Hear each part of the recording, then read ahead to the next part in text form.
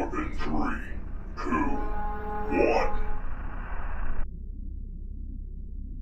1. Alright, computer.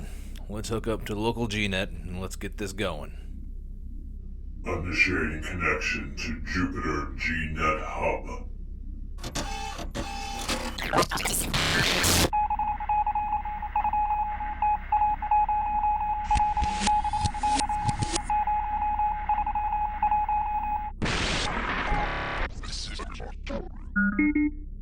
Connection to Jupiter GNet Hub established. Okay, computer. Open up comms to all our viewers and begin transmitting our latest file. Transmitting John and the spaceboat. Applecrate. The IMS spaceboat gracefully descended through Omnia Prime's atmo, her powerful engines leaving long trails of plasma behind. John used perhaps more than the usual amount of fuel to initiate landing maneuvers, but he was not a master pilot. He, just as any other Terran could fly a shuttle, knew how to pilot FTL jumps and could fix basic starship systems. That is, if the damage was not great and he had access to spare parts. John was not an engineer, but an H-logger. As the atmo screeched over his starship's shield, he focused all his optical sensors to take some hollow slides of Applecrate. This was how the locals named the one and so far only town in their colony. With a skilled hand, he tweaked the scanners too. One could add full depth to any image, in effect creating a piece of hollow art for their fans to enjoy. Each and every PDA, he had perfectly good hollow projectors, capable of displaying even the 2D images taken in old times. Took him only a few seconds to gather enough scan data, and more than a couple of hollow slides, in the form of hollow art, planetary postcards even.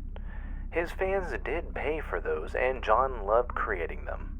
What he now had to work with would later allow him to create a full hollow of the immediate area surrounding Applecrate and the town itself. The beautiful orchards he could see in the distance, them and the derelict which the local salvagers were now scurrying around, chopping odd pieces of metal from. John smiled. He knew one spacer by the name of Sonny and managed to negotiate an in-depth interview. That, however, was space salvaging. For now, the spacers called it hauling, and all too different from dragging. He chuckled. In the beginning, those who gathered salvage from crashed derelicts simply tied their hull well and then dragged it behind them by use of muscle power. Those little dots on his optical sensors were most probably teenagers. These days almost everyone could afford a vehicle, and John counted at least a dozen or more Danube pickup trucks. What were they building down there? One of John's sources claimed that locals, and specifically some humans who came from Earth, were improving upon the colony's marketplace. He had to check it out as soon as possible. It took another 30 seconds, and John's yak landed, its hull almost completely conquering one of Applecrate's biggest landing platforms. The indicator on his navigation pit beeped a couple of times, reminding him to refuel the spaceboat. He had to find himself an assistant, perhaps even two. This recent expansion of his business required new arrangements to be made. Starships, even small ones, needed a crew. John walked out of the bridge and on his way to the exit entered the equipment room. On most Terran starships, this was a space where the crew ran to during a boarding alarm. Not on his ship, however. Being an H-logger, John did not expect nor desire to fly around war zones. Moreover, there were plenty of combat bloggers, or sea bloggers, who performed dangerous, deadly stunts in an attempt to capture the best hollow feed. Not his party, not ever.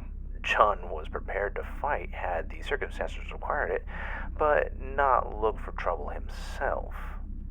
He changed from his spacesuit into a light field armor, the new equipment he purchased from a Japanese company which supplied colonial militias.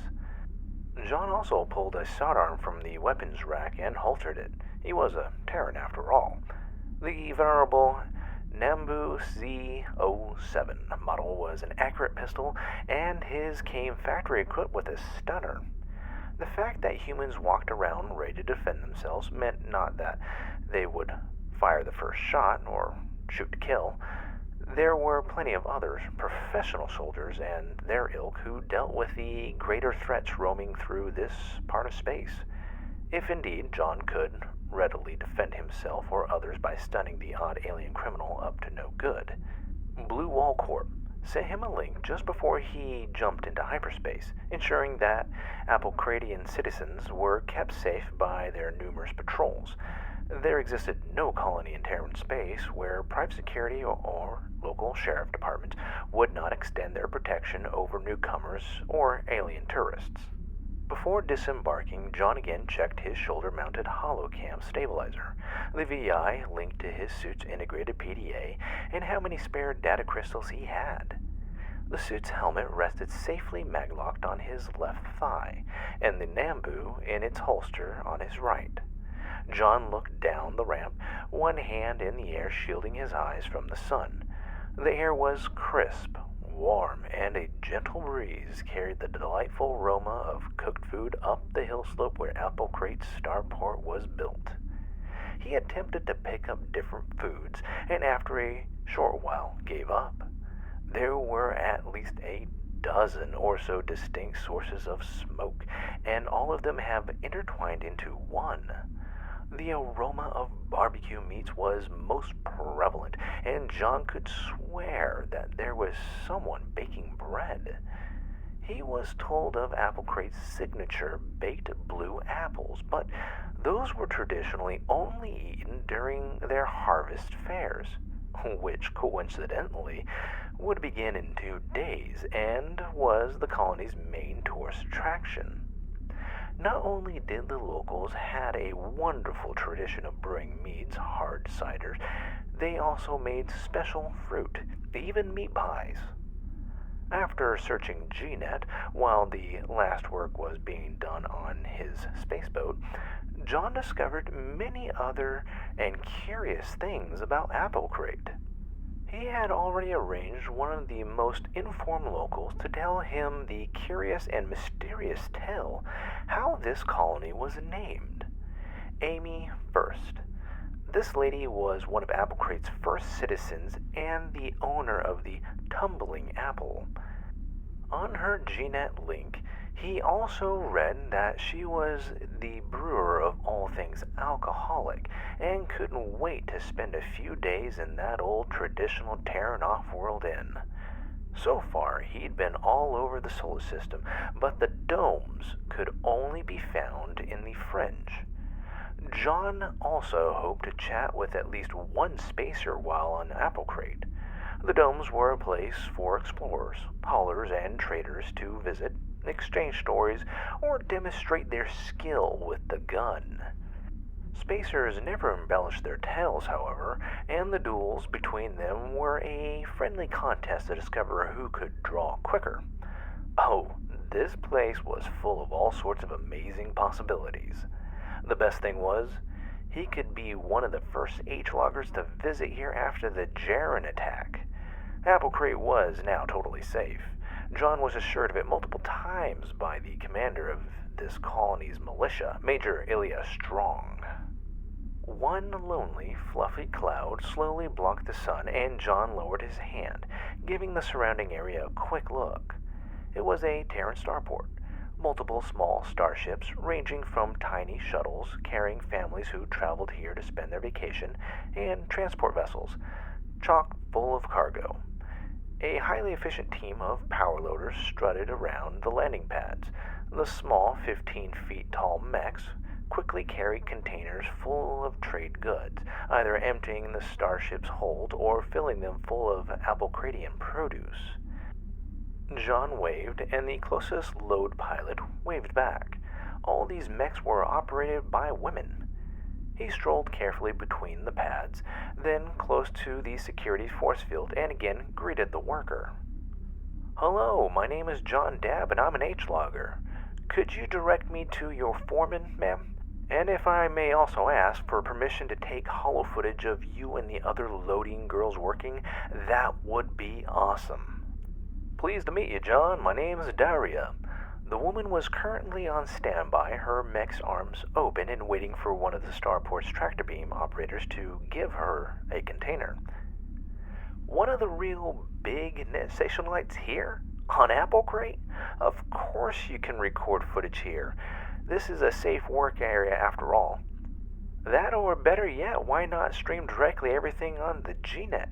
Our colony's hyperspace satellite is of top quality. Wait till I link to the rest of the co-workers. John, all of them, myself included, would love to be in one of your holovids. Some of them are fans of yours, and if I'm not mistaken, could use one of your holograph cards. Can they? Please? Pretty please? John smiled, checked his stash of "You Found John" plastic cards was full, and then turned on the holocam. Greetings, everybody, and welcome to Applecrate. This is my first time here, and... John waved to Daria, whose power loader had just grabbed a large container full of mining equipment. As you can very well see, this place is bustling. The starport's beating hard. Its loader girls are always on duty, and they are ready to speedily and efficiently move your cargo about. He strolled between the landing pads, his destination the starport's main control tower. On every intersection, John ordered his holocam to make a 360 turn and casually wave at the rest of Daria's coworkers. Most of them, who were off-duty or resting, swarmed at him at the base of the control tower, and he, still happily smiling, reached into his pocket.